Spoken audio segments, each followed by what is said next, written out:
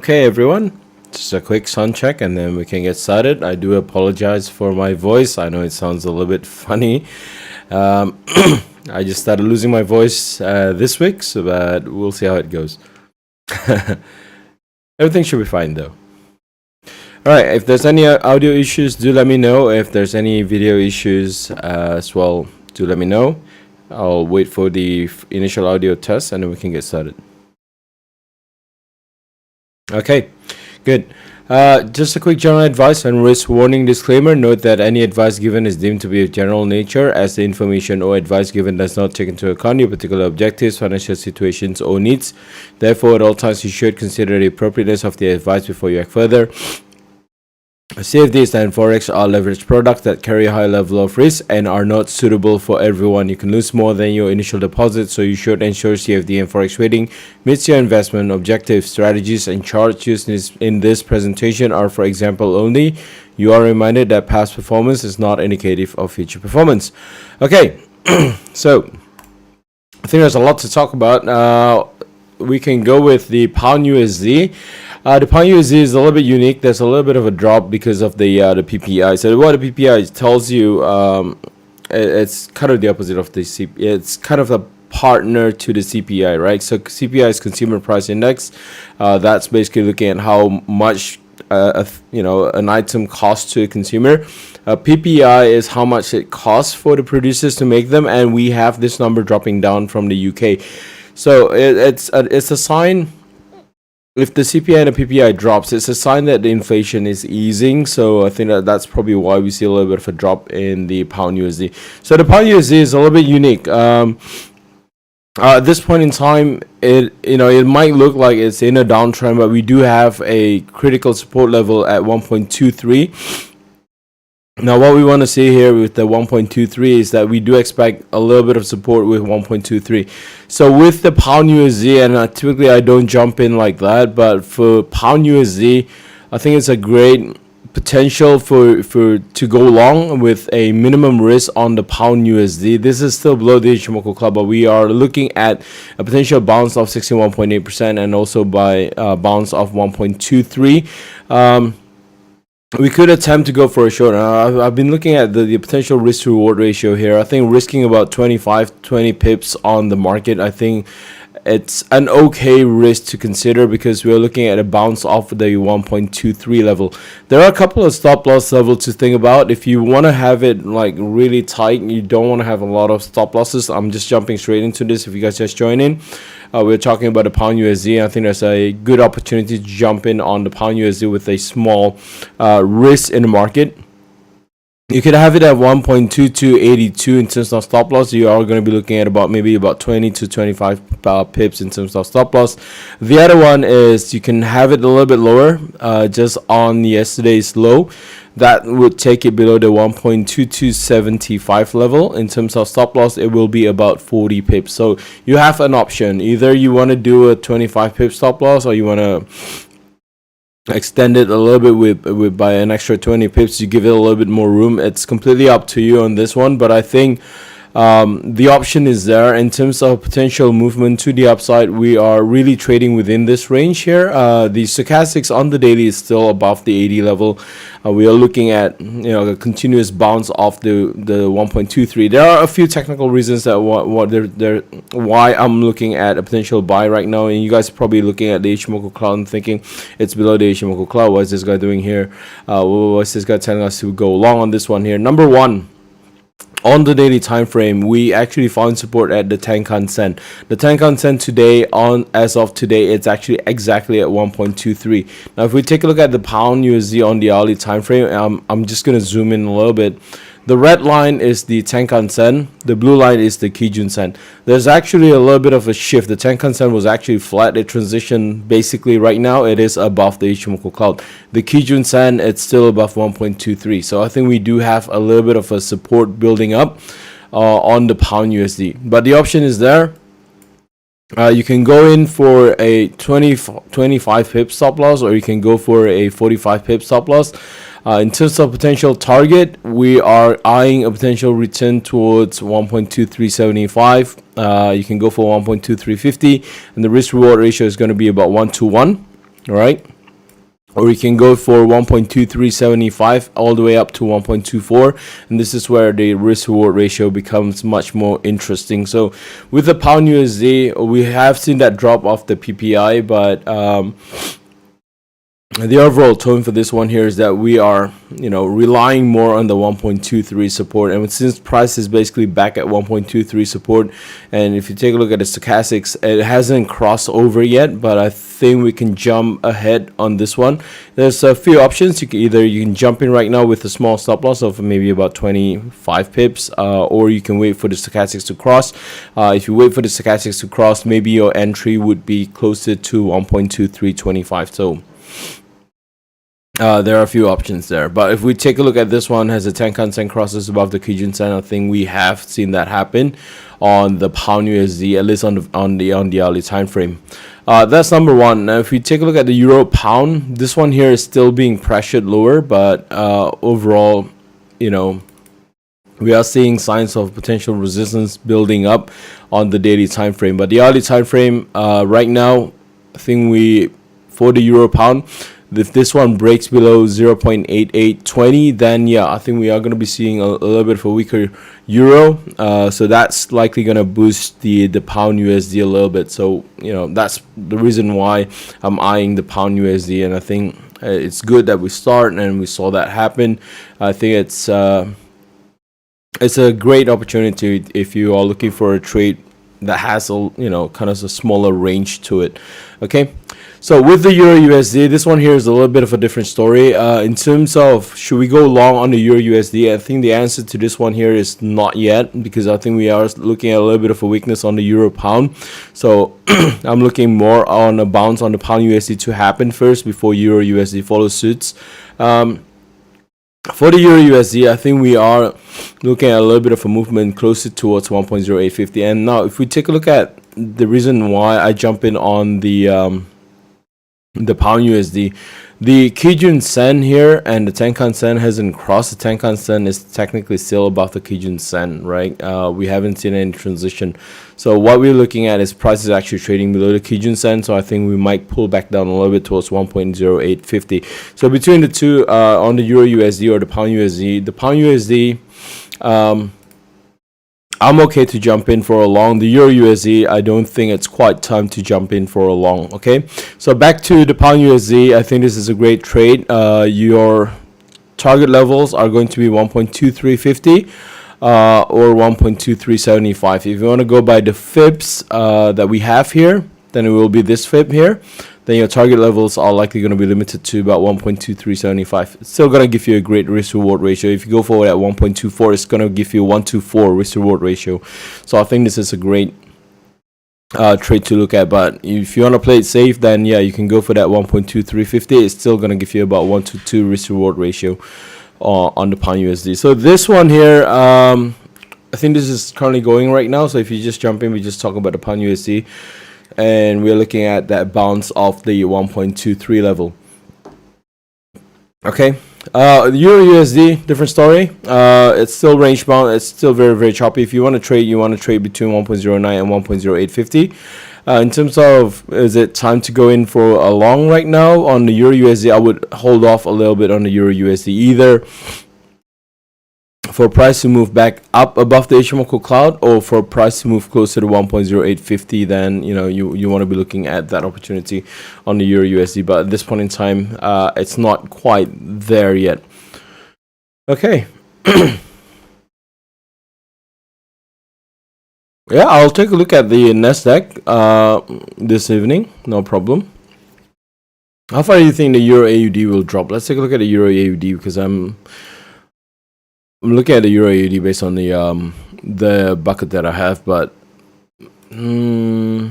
what's that line over there? Okay, so we're still going by this. In terms of how far you could go, I think we could go lower on the Euro AUD. I think we might be looking at 1.52, 1.51. That would still be on the daily time frame. Let's take a look at the Euro AUD on the hourly time frame, see what's the potential here. The Euro AUD on the hourly time frame, I think the trend is just about to get stronger. So if you already have a short position on the Euro AUD, I think that's great. You can switch to, targeting it on the daily time frame if you want to, but on the hourly, it's really going to be tough to find your targets on the hourly. If we go by the 4 hourly, I think we have gone to 161.8. Not yet. Okay, so there are a couple of targets you can use. You can use the 4 hourly time frame in terms of FIB targets. That will point you to 1.5275, which is just basically 1.53 or 1.5150. So yeah, I think the option is still there in terms of how far you can go. I think there's still a little bit more room to go in terms of stop losses. And this one here is a little bit risky. If you are thinking you want to go short here and then you want to have your stop loss like that, just about 30 pips, I think it's a little bit risky. Your stop loss needs to be about 150 pips, close to the 1.55. Would that give you a 1-to-1 risk reward ratio? Close if you're targeting 161.8, but if you are thinking, yeah, you know what, you might see a little bit of support coming in at 1.53, then it's not a worthy trade at all. The risk is so big, and if you're thinking you want to go in for a short like that, you're not giving enough room for the market to move, right? So this could actually be a risky trade if we take a look at it, because we are very close to 1.53 on the Euro AUD. But yeah, I mean, if we go by the daily time frame, I think the Euro AUD can actually go down a little bit lower. Once we break 1.53, then I think we can go for 1.51, 1.52, 1.5150. I think there's a lot of option there, but in terms of how far down the Euro AUD could go on the daily time frame, I think the momentum still points to the downside. The Tenkan and Kijun, everything still points to the downside.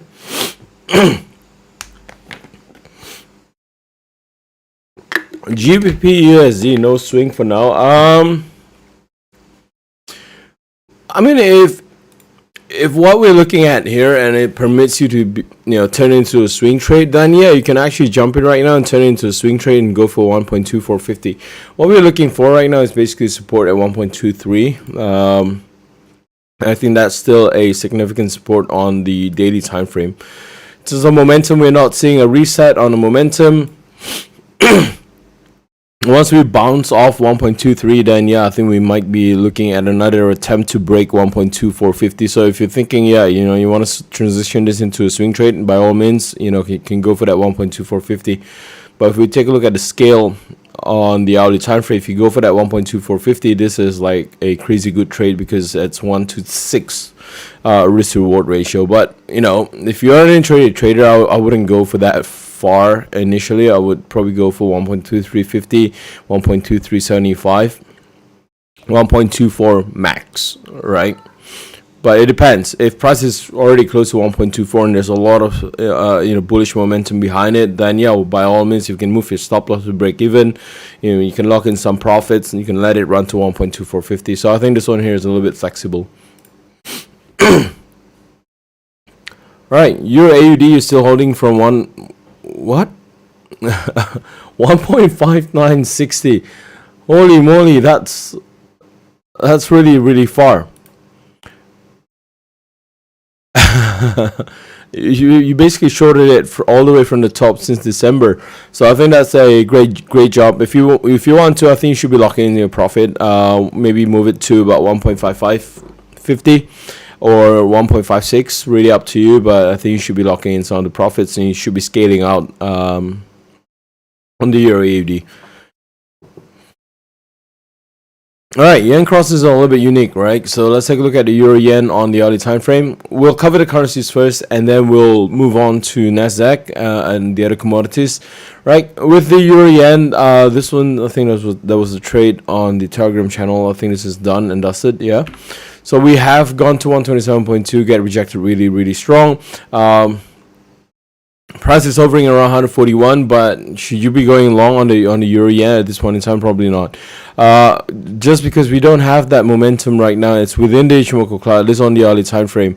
Is there any potential for any hidden divergences? We're not looking at any hidden divergences. We're not looking at any divergences at all. Price just broke through below 141. If this one if this one is below the Ichimoku cloud, then I would say go for a show. But right now, it's still within the Ichimoku cloud. I think in terms of potential movement on the euro yen. We might see a little bit of a fluctuations going on. If we do manage to close back out above 141, then we might actually come back to retest 141.50. So if we highlight 141.50,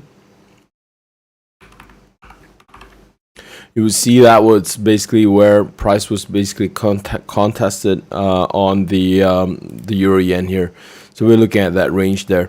It's still going to be within the Ichimoku cloud. So by all means, I don't think this is a worthy trade. Number one, there's a lot of risk involved in terms of trading the yen to the upside, the euro yen to the upside. I think we are looking at a stronger yen building up here. We have seen the dollar yen being pressured lower. So the overall tone for this one here, look, we just take a look at the euro AUD. It wasn't great, right? The euro was basically pointing down. The euro pound was basically pointing down. The euro USD is flat. So by all means, if we take a look at the euro yen, I don't think this is a great option, right? It was great on Monday. Yesterday, I think it was two of the best runners. But right now, in terms of attempting to go long on the euro yen, I think things have changed here a little bit. And as long as price is trading below 141.50, I think we might actually see a move lower on the euro yen in terms of how far down the euro yen could go. We don't actually really have to look far. Basically, if you take a look at 140.50, right? If you want to be looking for supports, then there'll be support at 140.50 and then 140, right? But right now, we basically need to move away from the Ichimoku cloud. So I wouldn't attempt to go long on the euro yen. I much prefer if price actually pull back to 141.50, because that's going to give you a shorting opportunity on the euro yen, which is still going to give you a closer to 1-to-1 risk reward ratio, right? So the closer it is to 141.50, I think the better risk reward ratio is. It is at least going to give you about 1-to-1, but I do expect market to either be choppy or at least pull back up. I need price to pull back up, right, closer to 141.50 before you attempt to go short on the euro yen, because if you're shorting the euro yen right now, your stop loss is going to be so far away, it's basically ridiculous. You're only going to be aiming for 30-40 pips, but your risk is going to be 141, so I don't think that makes sense. But if you wait for price to pull back to 141.50, I think that's okay. So with the euro yen, considering the euro AUD, the euro pound, I don't know about the euro CAD, but overall the tone on the euro itself is not as great. So the option is that I think the euro is likely going to be weaker than the pound USD. But yeah, if you take a look at the euros, I think they're all within the Ichimoku cloud at this point in time. Head and shoulder on the euro AUD, no, there's no head and shoulder, because it would be okay if we don't have this section here. If we don't have this part here, then it's actually going to be okay. But if we take a look at this one and consider it's a head and shoulder starting from here, then doesn't quite click. Number one, it's the neckline is a little bit super choppy, right? And if we consider that as a breakout, yeah, look, we can find similarities and say, yeah, look, it's a breakout, it's that, but it's not, because we have this section here. If we don't have that section and we see the market rally up and then form a left shoulder, then I would consider it. It might look similar, and as I said on Monday, there are few patterns that's very similar to look at. I think we are looking at a few patterns that really looks like a godly, it really looks like a butterfly. But if we do the calculation, it doesn't actually click. So this one here might look like head and shoulder, but it's actually not head and shoulder. A proper head and shoulder would still be on the New Zealand USD, which is what we're going to talk about next. This one here, very close, and I think a lot of you guys are actually aiming for that. You're waiting for that close above 65 cents on the New Zealand USD. You got a few things to consider here, because this is such a huge range, right? A couple of pips is basically not gonna make it as a confirmation that the neckline is broken, because we're looking at a really huge range here for the New Zealand USD, right? We're basically looking at about 1,000 pips in terms of range, which is like 10 cents. So a couple of pips doesn't matter. I think we need more of a consistent break above 65 cents, maybe 65, 50, 65, 25 will make a better cut if price is actually able to transition above that. Right now, this one, it's still a no-go, but I mean, if you are impatient and you think, you know what, this is like a huge inverted head and shoulder, and you want to go long on this one here, then yeah, I mean, you can go long right now if you want to. Your stop loss would be at the right shoulder, which is at about 290 pips. In terms of target, it'll be a 1-to-1 in terms of target, which is at around 68 cents. So yeah, that's kind of the risk reward ratio that's likely going to give out on the New Zealand USD. So yeah, you can if you want to, but you think about it. This is a head and shoulder that's seen on the daily time frame. The stop loss is kind of huge. It is about 300 pips on the New Zealand USD. Sorry guys. All right. For anything, we talk about Euro AUD. We'll take a look at Nasdaq later. Any surprise from Canadian pairs since tonight? Bank of Canada interest rate decisions. Let me pause for a little bit. Look, as I say, with Canadian, I don't actually have a lot of concern about what Bank of Canada does. It's probably the same way as I keep saying. It's like looking at New Zealand and Australia. I would look at Australia to kind of figure out what they're going to be doing. Dollar Canadian is actually really, really flat right now. So yeah, in terms of Canadians, are they going to be hiking rates? Yeah. I think it's just going to be about 25 basis points, which is probably not going to do anything good for it might strengthen the dollar Canadian a little bit, but at this point in time, it might strengthen the Canadian dollar a little bit, so we might see the dollar CAD slides down.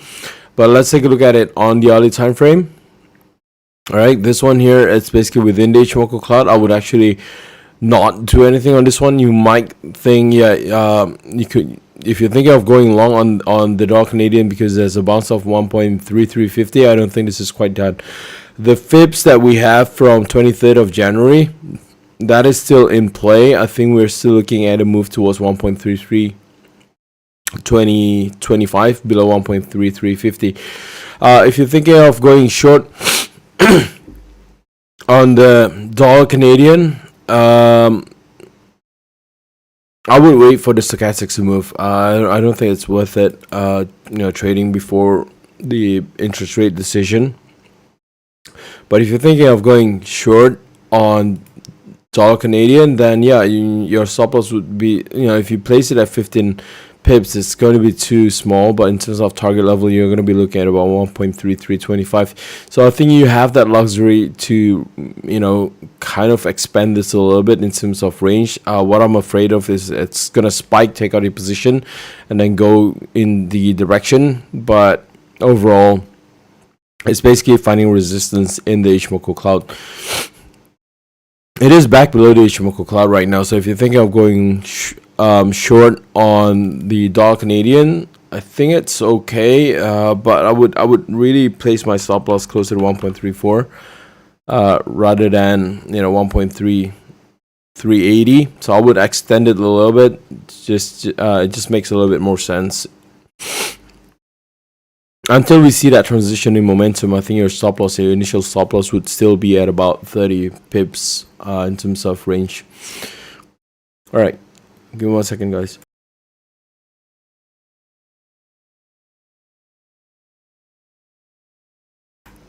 Okay, so New Zealand USD, we already talked about New Zealand USD. I think in terms of daily, we're eyeing for that 65 cents level on the New Zealand USD, right? But that's on the daily scale. Intraday wise, this is within the Ichimoku cloud. We might see that bounce off happen again. I think we're starting to create a little bit of a base. In terms of intraday support, we shouldn't see a close below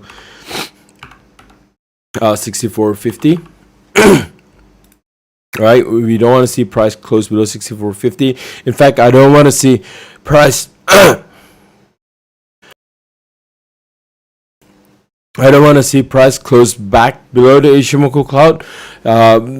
By saying that, I think we want to see that bounce happen pretty much immediately. Ideally, if you're looking for a position on the New Zealand USD, you would jump in right now and then use that stop loss on the daily time frame. If you're thinking of going, holy crap, this is killing me. All right, if you're thinking of going long right now, right, make sure your stop losses are going to be below 64.50. If you have your stop losses too close over here, it's just going to be about 11 pips. It's not worth it. Make it about 30 pips. Then yeah, you can go for a little bit of an extension run on this one here. You can go for that 65.50 if you want to. I think that still makes sense in terms of potential targets. So yeah, that's for New Zealand USD. That's pretty much it. I don't really have anything negative to say on the New Zealand USD. I think the overall tone on New Zealand USD is that we want to see that close above 65 cents, and closing above 65 cents is going to be crucial, because I think the market has been waiting for a close above 65 cents for a very, very long time, basically since August last year, right?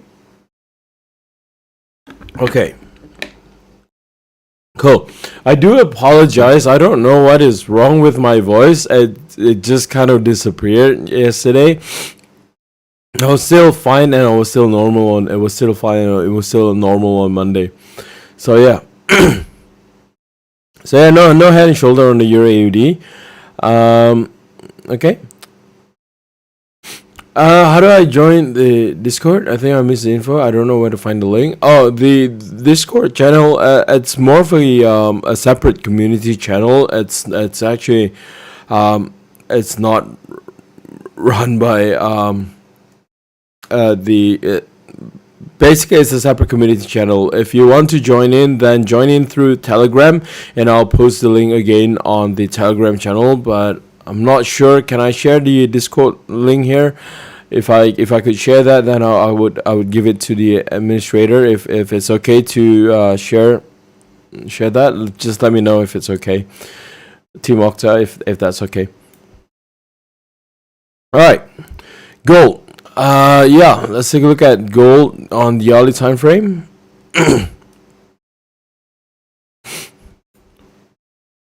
Gold on the hourly time frame, potential hidden bullish divergence. Right, on the hourly time frame. I was looking at the daily time frame. Sorry. As long as price does not break below the trend line, the swing low on January 18th, and January 18th swing low on the general. All right, I think I'm seeing this. You mean this one here? I think we're already below that. In all honesty, I think we're already below that. Right. I wouldn't consider it a hidden bullish divergence at this point in time. It's still going to be okay. I mean, overall tone on this one here with gold, we're not looking at any transitions here. I think in terms of where the rejections happen, I think it's more on a technical rejection rather than anything else, right? So yeah, I mean, if you look at it, but the only problem with this one here is that this is below the Ichimoku cloud. Concerns me a little bit. The Tenkan just crossed the Kijun Sen to the downside, right? I think this is a fresh new momentum to the downside. So yeah, I wouldn't actually look at this as a potential hidden bullish divergence on gold. Just because it's below the Ichimoku cloud, Tenkan is below the Kijun Sen. And the overall tone for this one here is that we're not really at that up to really higher level, because we basically created a lower high. So yeah, it would still fall under a hidden bullish divergence, but it's going to be a little bit unique, and it's going to be a little bit tough to navigate. If you're waiting for this one, then I would actually wait for an hourly close above 1930. Then you could be looking for the entry once you're above 1930 on the early time frame. Since our stop losses, that's basically going to be low. So yeah, this one here is a little bit too early to tell. I don't think it's great to short gold this point in time either, because we just transition.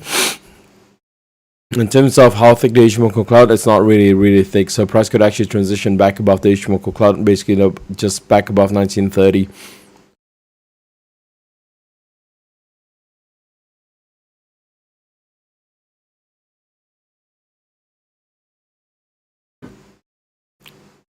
Yeah. So yeah, if you guys are wondering on the Discord discussion, I don't think this is the place to talk about the Discord channel here. But anyways, you might want to join the Telegram channel first, and I can share the information over there if you want to. Is there a hidden divergence on GBP? You mean GBP Canadian on the 4-hourly time frame?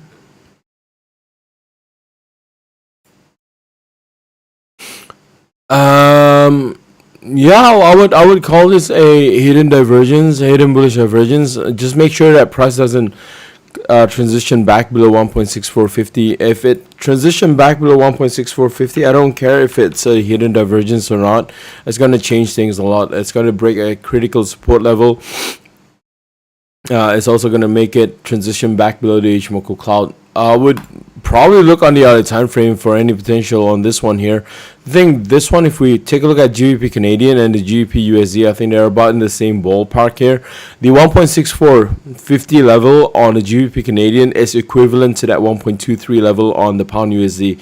So if you want to go by that, you want to go long on GBP Canadian, by all means you can do that. Again, you have a couple of stop loss. You can have that 25 pip stop loss, or you can have it a little bit lower at 58.5. In terms of potential target level, I think we are going to be looking at a potential return back towards 1.6550 level. That's going to give you an okay risk reward ratio. I don't really trade the pound Canadian on an intraday basis. I do have them in my basket of currencies, but it's really more of a portfolio selection rather than anything else. I'm good, home sweet home. How are you? I'm just losing my voice. I don't have a sore throat. I don't have anything. I'm not even coughing. My voice, as I speak, it kind of just fades out a little bit. So what I'm trying to do is just trying to get it back to normal. It's really tough.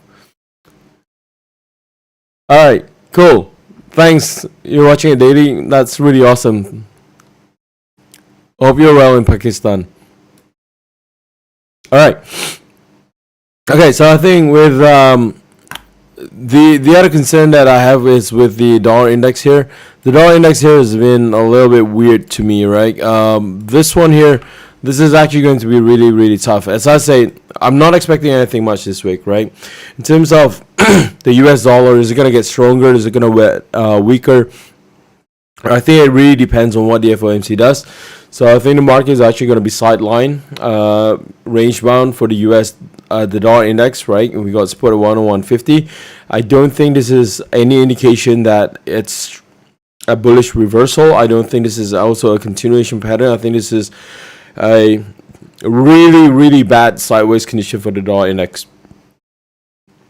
How does that translate into what you can trade, right? You can, if you take a look at the Euro USD, it's basically sideways as well.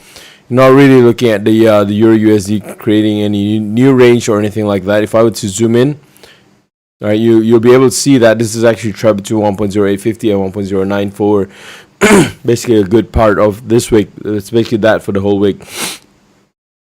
For the pound USD, 1.23 and 1.2450. It's still within range, right? Dollar yen, it's choppy. It's moving. It's basically just whipsawing between 130, right? So we do have a couple of dollar yen positions intraday wise. I think if I still have it here, you guys would have gotten out of that trade on the dollar yen anyway. So we got a couple of trade. This one is done and dusted. Hit our target, came back down, rejected at 131, right? So overall tone on the dollar Japanese yen is that we are getting a stronger indication that that rejection at 131. It's very close to what, at 130, 135 support level. Right, in terms of can we go short on the dollar yen as a swing trade, really depends. If you want to have your stop loss above 132, I think it's an okay thing to go short. If you want to be targeting 128, but if you're doing this on an intraday scale and you don't have the capability to have that stop loss at about 132, then I would steer clear on the dollar Japanese yen. If you don't know how to navigate the dollar Japanese yen, wait for a clear break on the dollar Japanese yen. Right, on the other time frame, we have transition below the Ichimoku cloud. I think I signal a I think I informed this on the Telegram channel, I believe, on the dollar yen potential. Someone was asking today, can they go long on the dollar Japanese yen? I said, look, this is a different scenario from Monday. I don't think you can go long on the dollar Japanese yen. So yeah, if you're thinking, right, it's dropping down like a stone right now, should I go short dollar yen? If you're thinking of shorting dollar yen right now, your stop loss would be at above 130.50, right? In terms of target level, the best target level you can go is probably 128, but there's going to be a little bit of support building up at 129. So risk reward ratio is not going to be pretty. It really depends. But if you're going to go for that 128 and you want to jump in early, then yeah, risk reward ratio makes sense. Okay. All right. So let's take a look at Nasdaq before we go off tangent here. All right, Nasdaq, what do we have? Nasdaq rejected from 78.6, time to go short. So I think you and I are looking at the same fibs, right? I think this is the same fib that we have. Is it time to go short? No. The short answer is no, because the stochastic is still above 80. Price is above the Ichimoku cloud. Now, if we transition the Nasdaq into the hourly time frame using the same key levels here, price is actually within the Ichimoku cloud, right? So this one here, I think it's a no-go. All right, just from a technical perspective, I don't think this is that's going to be a good trade to decide whether you want to go in for a long or a short. Price is actually within the Ichimoku cloud. If price is able to close back up at least above the Ichimoku cloud, which is going to take it above the Kijun Sen, then yes, you can go long there. But I don't want to go short on the Nasdaq here. We're not quite done. Just basing on the daily time frame. Number one, if you take a look at the candlesticks, you might be thinking, you know what, that's an evening star. If that's an evening star, you need to wait until tomorrow anyway, because we basically can't just jump in and just go short on the assumption, because we need to wait for this evening star to form. If that evening star forms, then the stochastics might drop down below 80, and that will give you a much stronger reason for a little bit of a pullback.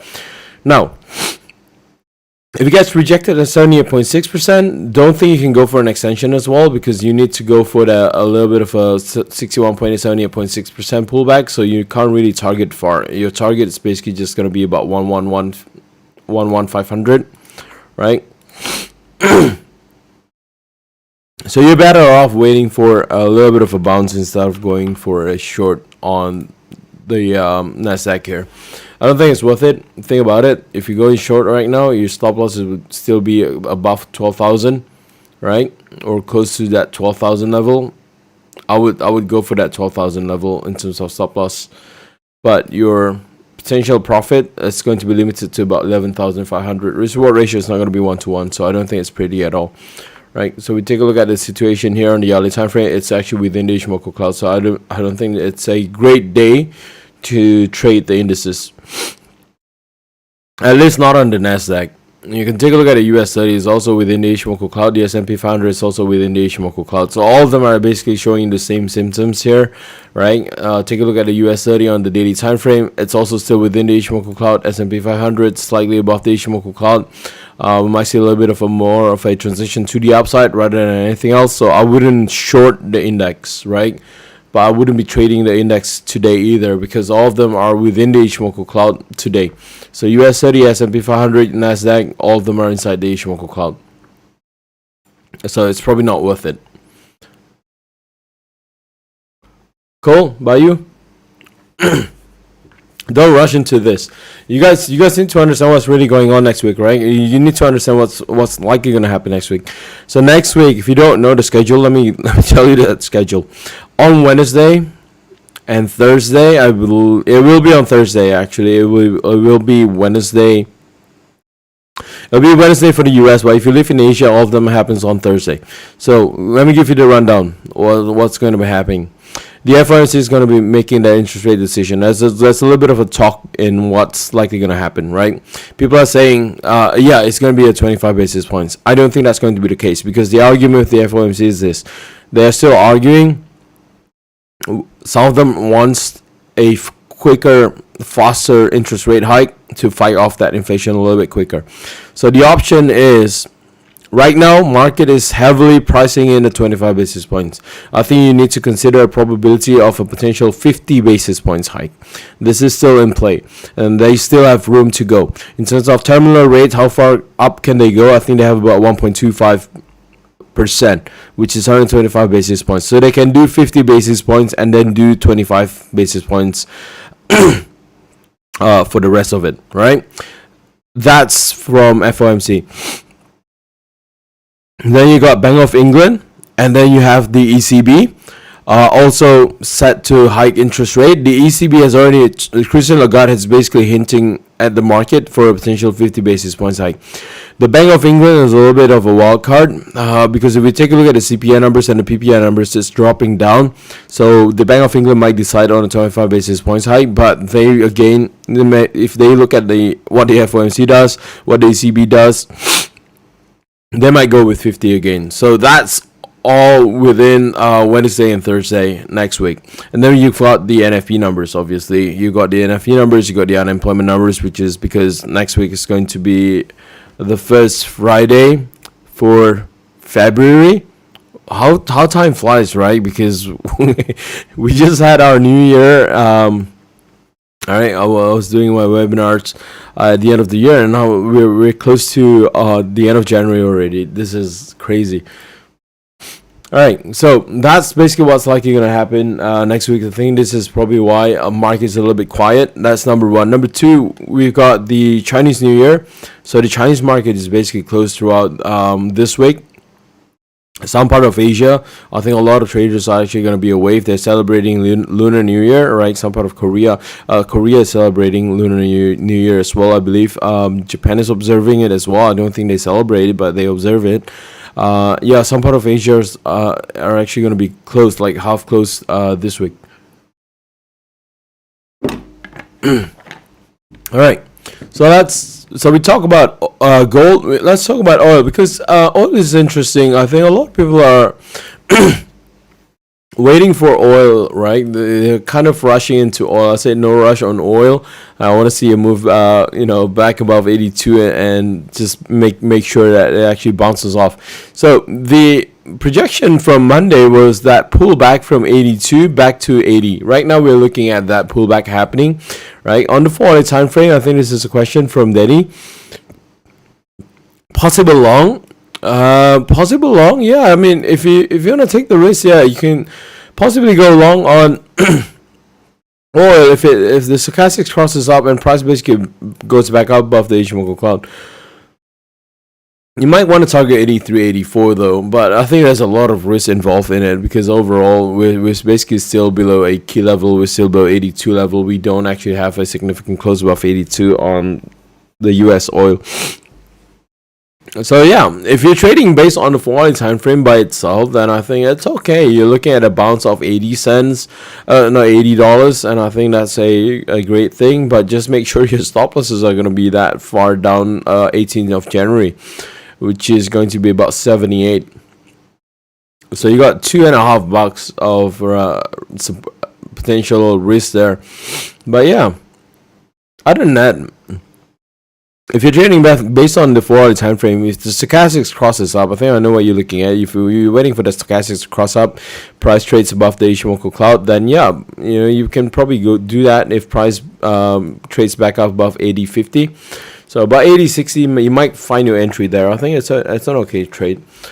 Initial stop loss would be far at 78, but once it gains traction, price is close to 70, closer to 82, then you can move your stop loss to about 79.50, which is going to minimize your risk a lot. Right, it's going to shift that risk reward ratio to about 1 to 3. So yeah, I think it's there. I think the option is there. But if you guys are wondering what my thoughts are on oil, I'm not. I still want to see this clean break above that. So I think that's a level that I've been waiting since December. Right now, that hasn't changed for me. I'd really want to see closer to about 82, 83. But right now, I just don't see that happening. I think we do need a few cycles before we can actually see that happen. Okay. All right, let's take a look at the pound USD. How's it doing? I think it's doing great, right? So any of you guys jump in on the pound USD, because this is the first thing that we talk about. You guys missed on the pound USD. I think we were looking for a buy on the pound USD. We got a smaller stop losses, about 25 pips, 30 pips max. But yeah, in terms of target level, you got 1.2350, 1.2375, 1.24. Someone was asking, can you turn it into a swing trade? I mean, if it's going in your favor, by all means, turn it into a swing trade. Just make sure that you know there's going to be a tough resistance at 1.2450. Yeah, I think this is a good one. Euro USD, as I said just now, I wasn't too keen on the Euro USD. You look at the Euro USD, it's really not going anywhere. If you guys are wondering what's going on, how come the pound USD is riding up, the Euro USD is not going anywhere? Because it's being pressured. The Euro pound is being pressured, right? Euro yen, Euro AUD was being pressured, right, just now. Euro Canadian is also below the Ichimoku cloud. Euro New Zealand's it's dropping down a little bit, so there's a lot of pressure on the euro, not just basing it off the Euro USD. So the Euro USD might want to pick up a little bit, but as I said earlier, when we started this session, you're much better off with the pound USD this time around, because I think there's a lot of that pressure on the euro pound. So the pound USD might move a little bit more freely compared to the Euro USD. All right. While I go through the questions, there's one here. What's my opinion on shorting oil on the hourly time frame? I'm kind of indifferent on oil, but in terms of shorting it, I probably wouldn't go short on oil. Even on the other time frame, even though it's below the Ichimoku cloud. Remember, it was below the Ichimoku cloud as well, but it bounces off 78. So we're all potentially looking at that potential scenario again. I'm not too keen on shorting oil. It's not that I'm not too keen. I'm not familiar with shorting. I'm not familiar with trading oil intraday wise. So I typically don't look at the hourly time frame for oil trades, because I trade my oils by 3 months future contracts. So yeah, I don't actually trade them with intraday wise, so I don't have a lot of experience on this one here. This one here, just at a glance, even though it's below the Ichimoku cloud, I think there's a lot of support building up here. I'm still not too sure if you should be shorting US oil at this point in time.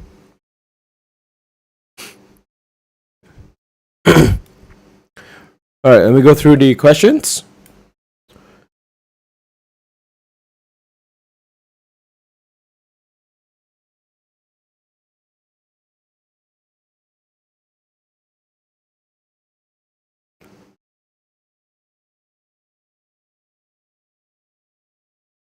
Pound cat, yeah, done. All.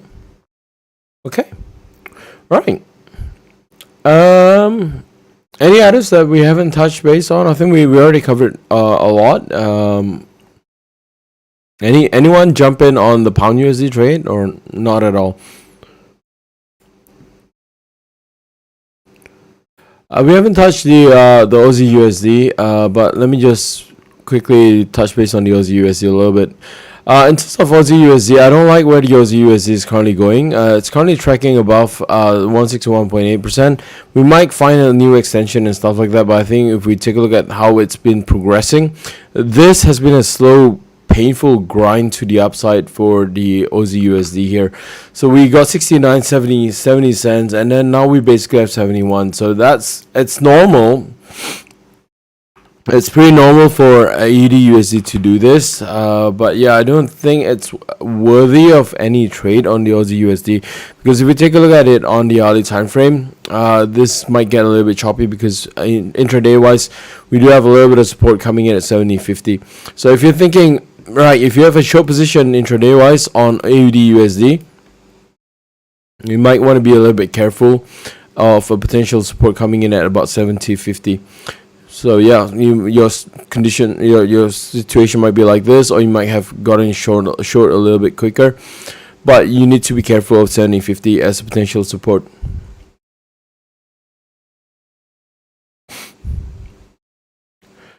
Jason Clinch, I'm new to Forex and I'm in Australia. Should I be looking at Aussie pairs? No. No. Look, I'm from Australia as well, right? But you're not forced to. The time zone that you live in Australia is a little bit unique. Whatever you want to trade, right, it starts a little bit off in the afternoon, because 10 o'clock in the morning for Australia it's what, 5-6 a.m. over here in Asia. So your thought would be, I'll trade the Aussie USD, I'll trade the Aussie Japanese yen. That's very typical for Australians to think that way, and that's basically what I have to kind of give out every morning in Australia. That doesn't have to happen, right? Not everyone is suitable to trade the Australian dollars. The Australian dollars is a little bit unique. You really need to know how the Australian dollar moves, because it's kind of unique just by itself. No, mate, you don't have to. Don't even have to bother that you just because you live in Australia you need to trade the Australian dollar. I don't think that's the right way to doing things. Trading the Australian dollar is going to be really, really tough. You basically have to start trading it from 8 in the morning in Australian time until about 4 p.m., 5 p.m. AEST, and that's pretty much it, right? You might not be able to do that if you're in Australia and you're trading after work, for example, you're trading late at night. Then the pound and the euro is actually a much better currency for you to trade, unless you're trading it like at normal working hours in Australia. I don't think you need to focus on the Australian dollar. And I'll be honest, for beginners, AUD USD and Aussie yen are not the best pairs for beginners. If you just started out, no. Aussie yen, okay. With the Aussie yen, that one here is a little bit okay. In terms of volatility, it's a little bit high though, so you need to be really careful if you take a look at the Aussie USD. Aussie USD is a little bit choppy. It goes by, every 50 pips, it kind of finds support and resistance. With Aussie yen, it's volatile. It used to be a carry trade currency, so there's some characteristics left behind on it, right?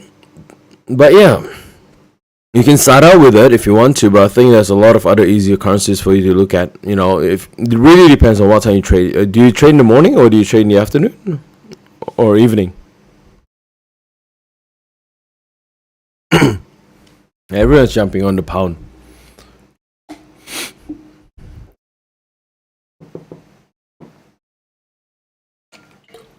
Chucks was already ahead. He just missed my confirmation. Looking at the same thing.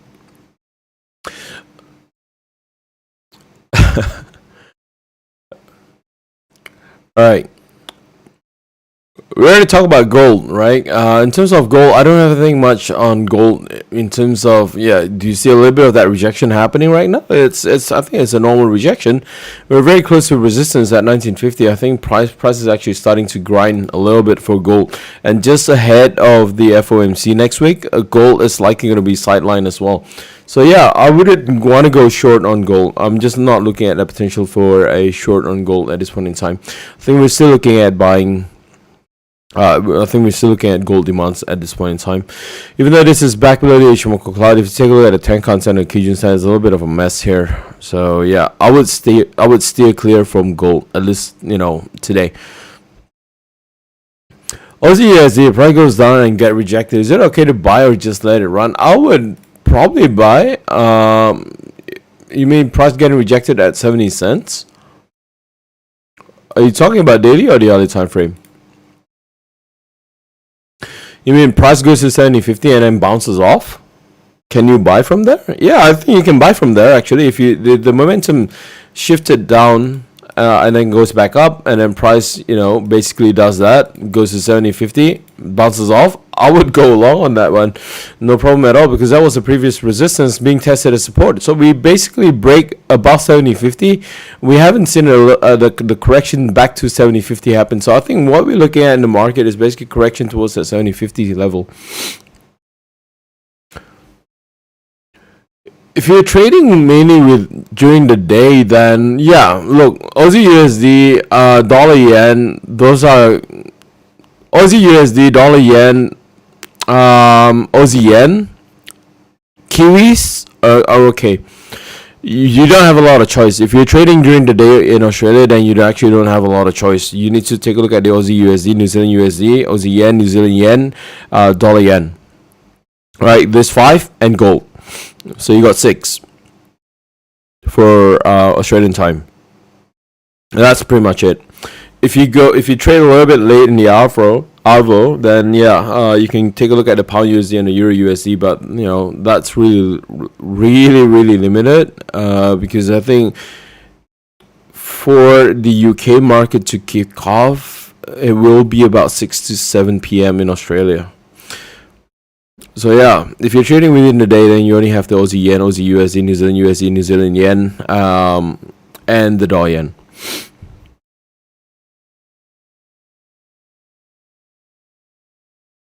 Aussie USD, okay. For technical analysis, what book do you recommend?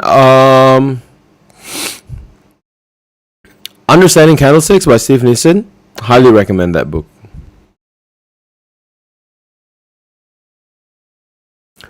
In Australia, yeah, you're better trading in the Arvo or a little bit later in the evening. Because early in the morning you're not going to see a lot of action, because the Australian market, when the Australian market kicks off, it's really super early in terms of Asian market, right? So there's not a lot of things going on there. If you want to wait a little bit in the afternoon, you want to trade in a little bit later during dinner time, then yeah, I think there's a lot more options for you during dinner time. 5 p.m. ish above, you should see a little bit more action on the pound USD and the euro USD. Oh, you're in Perth. No, you're fine. If you're in Perth, you're fine. Because if you're in Perth, you're basically trading like the Japanese clock, so you should be fine. Yeah, no, it should be fine. You can take a look at the dollar yen, you can take a look at the euro yen, pound yen, pretty much everything else, right? Maybe if you trade off a little bit in the afternoon, then it's completely fine. Because once you trade off in the afternoon, if you go and buy on Perth time, I think it's about 3 to 4 p.m. That's when the UK market kicks off. Maybe 5 p.m. for you, but I think it was about 5 p.m. But yeah, what you want to see is you actually want to see the European market kicks off, or at least the European market overlaps with the Japanese market. I think that you're going to see a lot of price movements. You can then have that option on trading other currencies, the pound USD, the euro USD. But if you are looking at the yen crosses, I think that's a good start, because the euro yen, the sterling yen, the dollar yen, the Aussie yen, New Zealand yen, they're all going to move during the Asian session. So yeah, it's completely fine.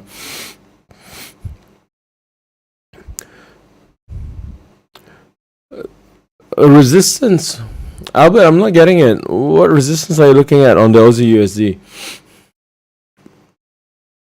You mean the 71 cents?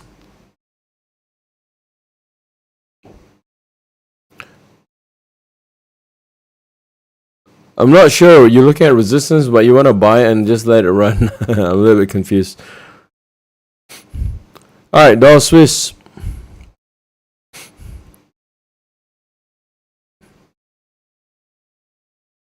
What's my thought on dollar Swiss? Let's take a look at what my thought is on dollar Swiss. Let's take a look at it from the daily. Daily a little bit choppy, very similar to the dollar Japanese yen. Dollar Swiss, I would prefer a short, but we're so close to 92. You might want to just wait for an hourly close below 92. Right, if there's an hourly close below 92, then yeah, by all means, I would prefer to go in for a short. But right now, I don't think we are going to be looking at that. Price is going to be choppy. What I'm really afraid of with the dollar Swiss is that it's actually going to trade like so within the Ichimoku cloud later on. So a lot of support, yeah. With the Aussie USD, yeah, by all means, I'm in for a long if it bounces off 70.50. I think that's a good support because that was previous resistance and support. Dollar Swiss, I would stay off the dollar Swiss a little bit just because if you take a look at it on the daily time frame, it's super choppy. I don't need to look at price. The momentum tells me enough that it actually has been choppy for a good 2 months on the dollar Swiss. So you need to be a little bit more careful with this one here. All right, cool. All right, guys, I think I'm gonna wrap it up for tonight. Really straining my voice here right now, but I think we had a good session. What I think is likely going to happen this week is that I think we are going to be seeing a little bit of a muted market movement. I think we're going to be seeing range-bound market condition happening, right? Could it be an exaggerated movement? I think if there are rumors flying around the potential rate hikes, then yes. But I don't expect a lot of movement until the FOMC happen. I think we are looking at more of a sideline market here. We might be able to trade within the range, right? Like what we're doing with the pound USD and stuff like that. But if you're thinking of like longer term swing trades and stuff like that, it's not quite time yet. Okay? All right, guys. I'll wrap it up for tonight. Thanks for joining in. I do apologize for my voice. Hopefully I can get through the message clear, right? Sorry for the pauses here and there, but looking forward to see you guys again. We don't have any session on Friday this week, right? We'll announce again once we start doing the Friday sessions, but I don't think we have Friday sessions, so I'll see you next week on the Outlook, and also next Wednesday, same time, same place. I'll see you soon.